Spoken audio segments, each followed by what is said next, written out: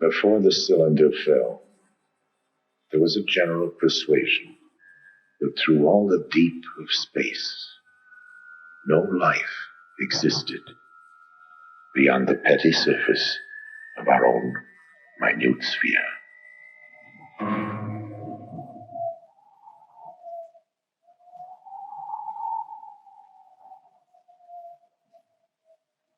We know now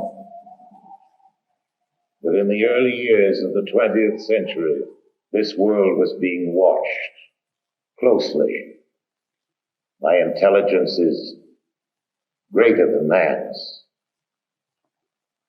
Across an immense ethereal gulf, minds that are to our minds as our minds are to the beasts in the jungle. Intellects, vast, cool, and unsympathetic, regarded this earth with envious eyes.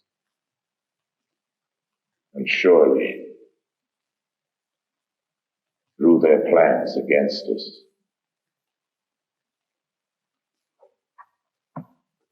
Hello, I'm Orson Welles, and I've been quoting from another Wells, no relation, H.G. Wells, the distinguished novelist, historian, prophet, who was also the great master of science fiction. He wrote The War of the Worlds, on which was based a certain notorious radio broadcast, which, as some of you may remember, sent many thousands of our listeners panicking into the streets all over the country. H.G. denounced me for doing it, but later when he realized that our broadcast, like his story, was not intended to cause riots, but just to entertain, we got to be good friends. I was forgiven. Whether all those people who jammed the highways and even took to the hills to escape the Martians have forgiven me is another matter. This was it. We thought that this was it. Listening to that show, I said we were very impressionable at that age because of Buck Rogers and Flash Gordon. And that really made a big impression on us. One fellow in particular who owned a store took the money from his cash register and loaded his car up with food and took off for the mountains and left his wife and children at home. New York City was just demolished, and they were coming closer. All of New Jersey is an inferno, and they are proceeding south. I can conceive of no nightmare as terrifying as establishing such communication with the so-called superior, or if you wish, advanced technology in outer space. George Wald is a Nobel Prize winning biologist, one of a group of distinguished scientists meeting on the subject of extraterrestrial life. All of the people you will be seeing in this program, scientists, radio listeners, Orson Welles, have one thing in common. Each has had reason to believe in the likely existence of non-earthly life in the universe. I think there's no question but that we live in an inhabited universe that has life all over it. What I'm imagining is the facts that I've just stated becoming generally known, so that people know that out there is a million other civilizations. They all look fabulously ugly, and they're all a lot smarter than us. That seems to me useful and a character-building experience for mankind. From the monstrous Mars life of his famous broadcast, Orson Welles will be taking us through science fiction to science fact. to the new view of extraterrestrial life now emerging from probes to the planets, interstellar discoveries, and findings about the nature of life itself. A real picture as astonishing in its way as the science fiction of 1938. If there is life out there, intelligent life, how did we ever get the notion that it might be otherwise than friendly? Well, Mars, of course, is the god of war, so the planet bearing his name might be expected to have warlike intentions. In our broadcast, the Martians were as aggressive and ruthless as any human being. Ridiculous assumption on the face of it. They were supposedly as bad as we are, at our worst, and also much uglier. They brandished death rays in their slimy tentacles. And for a while at least, just toward the end of the radio play, they appeared to be totally invincible. What finally stopped them? Well, here's the way it went. In the words of the mythical Professor Pearson of Princeton, who was our commentator, I remember, he said, writing in his journal when the whole thing was put together again and the world was in business, I remember wandering through Manhattan, standing alone on Times Square, and catching sight of a lean dog running down 7th Avenue with a piece of dark brown meat in its jaws. I walked up Broadway, past silent shop windows, and suddenly I caught sight of a Martian machine. Then across Columbus Circle, I could see, standing in a silent row, 19 of those great metal titans, their cowls empty, their steel arms hanging listlessly by their sides. And I looked for the monsters that inhabit those machines, and then, before my eyes, I saw them stark and silent, the Martians themselves, with a flock of hungry birds pecking and tearing brown shreds of flesh from their dead bodies. Later, when their bodies were examined in laboratories, it was found that they had been killed by disease bacteria, against which their systems were unprepared. Slain after all man's defenses had failed by the humblest thing that God in his wisdom had put upon this earth, the common cold. And that's the way it was. Well, quite a lot of things have happened in the world since then. An invasion from the planet Mars, that at least is one thing that didn't happen. But in a way, you know, we have been invading Mars. If Mars hasn't exactly been invaded, well, it's certainly been investigated, not attacked, but thoroughly, very thoroughly studied. Observations of Mars had begun long before our broadcast. And even back then, in 1938, it seemed plausible to many people that life could have developed on Mars, just as it had on Earth. Peering through telescopes, scientists had seen what? Well, first a planet that, like our own Earth, had polar ice caps.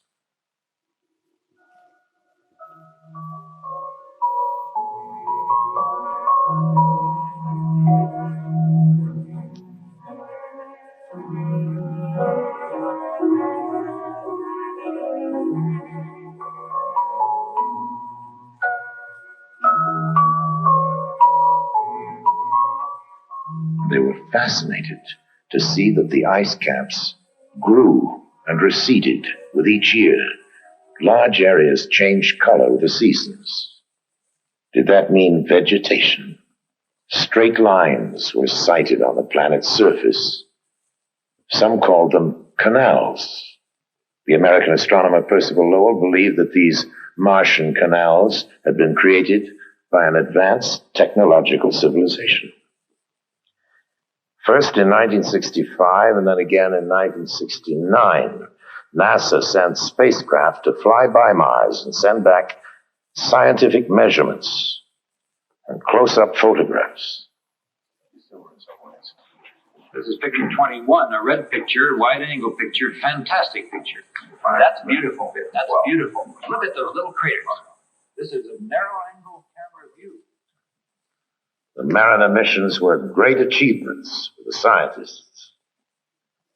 But the pictures of Mars showed a world of total desolation. Was Mars less like the Earth then and more like the Moon? There were no canals, no cities, no areas of cultivation, no signs of upheaval or layering in the Martian crust to indicate that the planet was active or evolving geologically.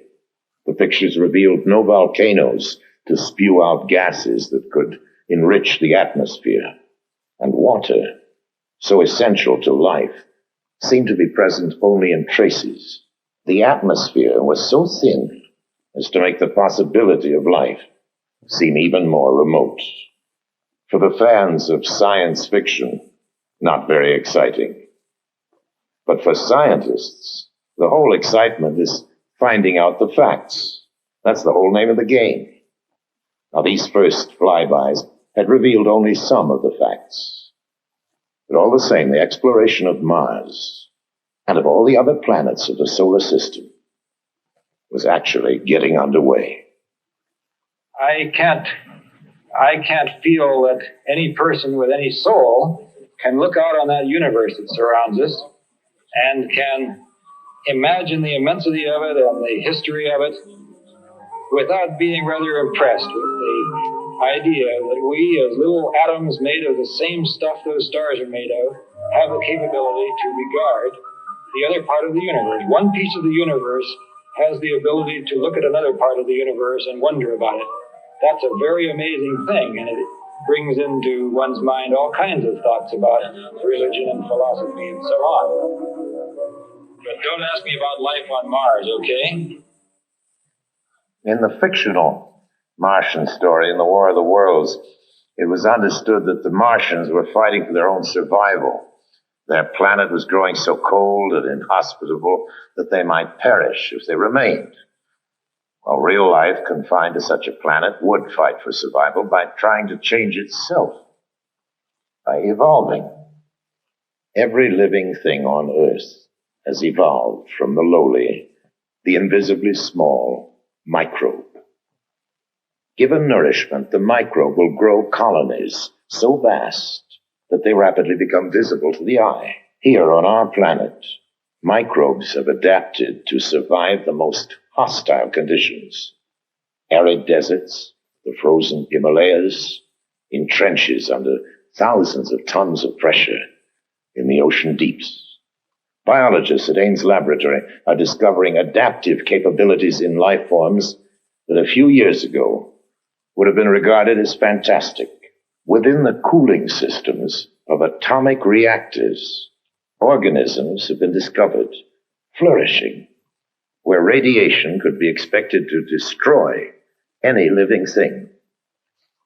In hospitals that use ultraviolet for sterilization, strains have been found resistant to the killing radiation. Biologists are growing organisms in salt solutions, in acids, in alkalines, in ammonia gas, in boiling hot springs, in ice that is thawed for part of every day. In the vacuum of a space simulator, life forms have been flourishing for years without oxygen.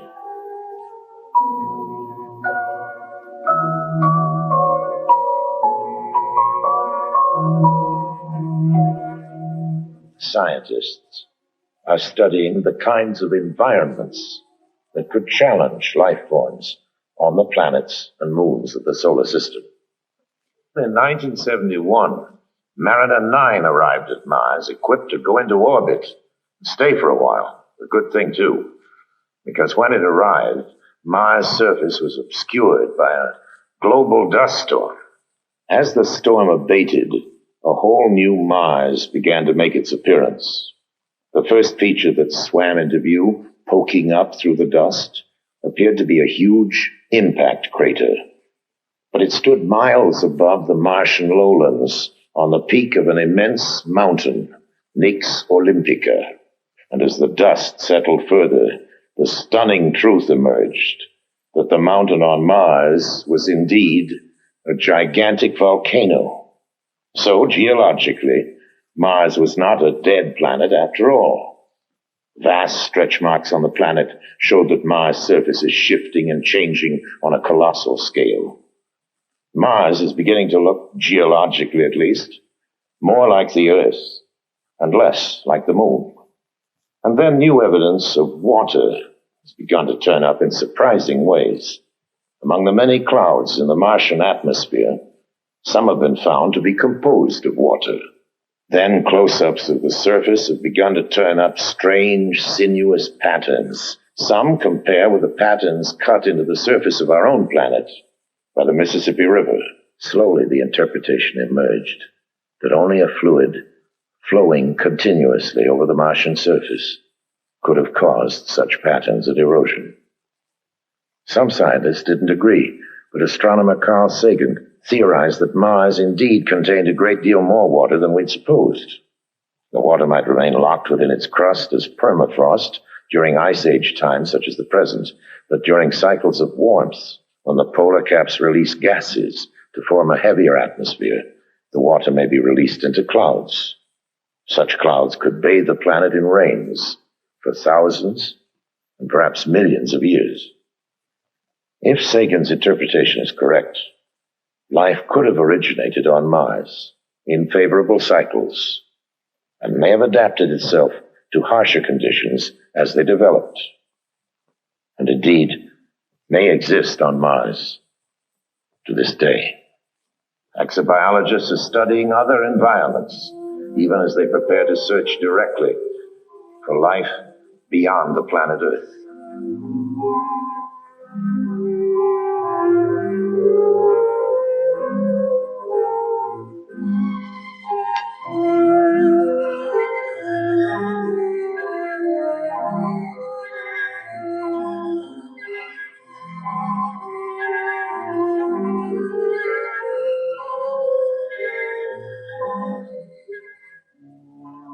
Flying by Jupiter, Pioneer 10 confirmed estimates that within its atmosphere are combinations of gases similar to those in which life originated on Earth. While a second Pioneer is being aimed to curve past Jupiter and fly by Saturn, Earth-based measurements show that a moon of Saturn, nearly the size of the planet Mercury, contains an atmosphere, water, and surprising warmth. A Viking spacecraft is being readied to land on Mars in 1976, carrying an automated chemical laboratory to sample Martian soil for life forms. The discovery of just one bacteria on Mars, or any other body of the solar system, would indicate that the whole chain of evolutions, cosmic, chemical, and biological, is at work everywhere. In that case, the creation of life anywhere in the universe would be more the rule than the exception. In that case, there may be other intelligent civilizations capable of communicating with us. In the impact on ourselves of contact with another intelligent civilization, how it might come about and what the effects might be, is now being discussed by serious thinkers the world over. This symposium at Boston University includes astronomer Carl Sagan, anthropologist Ashley Montague. Krista Stendhal is Dean of the Harvard School of Divinity. Professor Berenson teaches a course entitled Search for Life in the Universe. Professor Philip Morrison of MIT co-authored the first seriously reasoned paper on possible modes of communication with extraterrestrial life. George Wald won the Nobel Prize in 1971 for his work in physiology. It is now okay to talk about life elsewhere or intelligent life elsewhere, whereas a decade or two ago it wasn't okay. It was considered too speculative to be worth any investment of time. It's that the number of stars in our galaxy alone is so staggeringly large, in the order of 10 to the 11 or more. The probability of stars having planetary systems is so high, we think perhaps half. The probability that those planetary systems might be comparable with our own, and that the stars have some kind of an ecosphere, a sphere in which the radiation is suitable for life, that it's not too hot, not too cold, meeting the other criteria, seems so reasonable. These bits of information come from astronomy primarily. Then we join with the biochemists who tell us about the probable evolution of life here on Earth, the kinds of elements that are necessary for it, DNA molecules, amino acids and the like, amino acids which have now been found in meteorites, that we have now found interstellar molecules floating out into space between stars, so that you know the materials for a carbon-based life exist. We know that many of the building blocks of life in our own solar system exist off of our planet.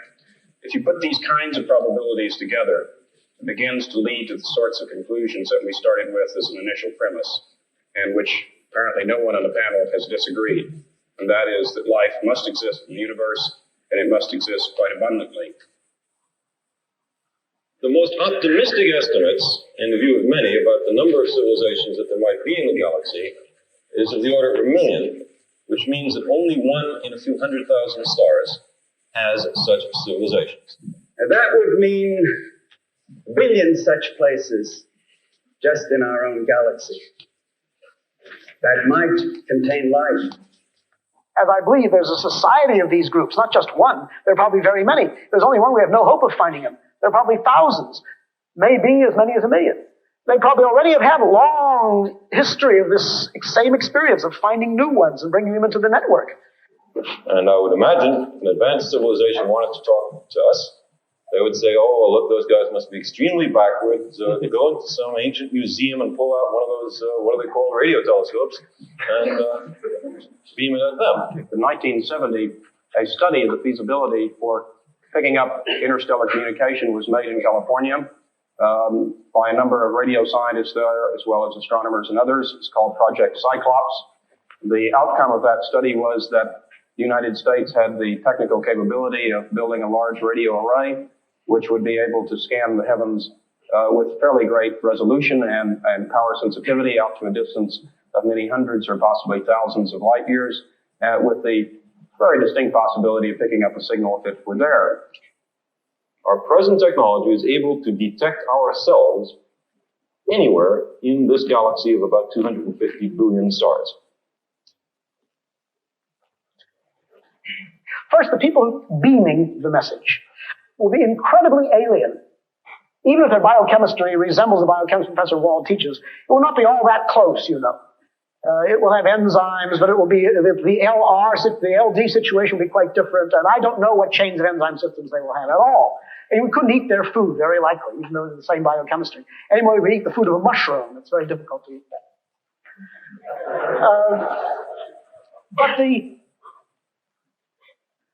So I think, first of all, there will be two great phases of this eventual time, which I think will come in 10 years or 100 years, or I don't know, maybe longer, when some satisfactory radio telescope work or something similar will acquire evidence of the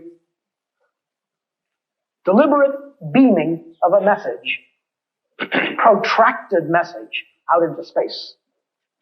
So I think that will be easy and, of course, extraordinarily important. You will know very little of what that message says, say that it exists, and maybe some general geographic information from how far away it's coming, what kind of a star, where. And then I think that you will have pouring into the recorders, week after week, month after month, decade after decade, an enormous body of obviously interesting and meaningful pulses. And you'll be able to read them slowly and fitfully, because they will not be coded, but they'll be anti-coded. That's to say, the people who designed them, the beings who designed them, will have thought very carefully how to make the maximum number of mathematical clues. The best way to single out the meaning will be made available. I think the most important thing that it will bring to us, if we can finally understand it, will be a description, if it exists at all, of how beings disposing of great technology were able to fashion a world in which they could live and persevere and maintain something of worth and beauty for a long period of time. And finally, it would end our social and cultural isolation. To date, we have been bounded not only into our own countries and into our own small regions on this planet, but most assuredly within our solar system itself. If there are the tens of billions of other civilizations which the predictions indicate might be, then we would join a larger galactic community. In 1976, we're going to be able to explore Mars for perhaps not so humble microorganisms. Before and after that, we'll be searching the planets and the galaxies for clues to fill in the new patterns we're discovering. The evolution of evolutions that has produced us and the possible millions of other civilizations. It is conceivable that a spherical ship will land in front of the Washington Monument and a figure with 4 antennas and otherwise looking like the professional football player will walk out and demand to see our leader. But I hope very much that the universe of circumstance is wider than the rather shoddy imaginations of science fiction writers for 30 or 40 years. And I'm pretty convinced it is. We've not found their guidance so great in any but the most modest activities, like going to the moon, which is not very much. The difference between the spacecrafts of NASA and the lurid flying saucery of that old radio War of the Worlds is the difference between science and science fiction. And yes, between war and peace. It's our own world which has turned out to be the interplanetary visitor. We're the ones who are moving out there, not with death rays, but with cameras. Not to conquer, but simply to learn. We are, in fact, behaving ourselves far better out there than we ever have back here at home on our own planet.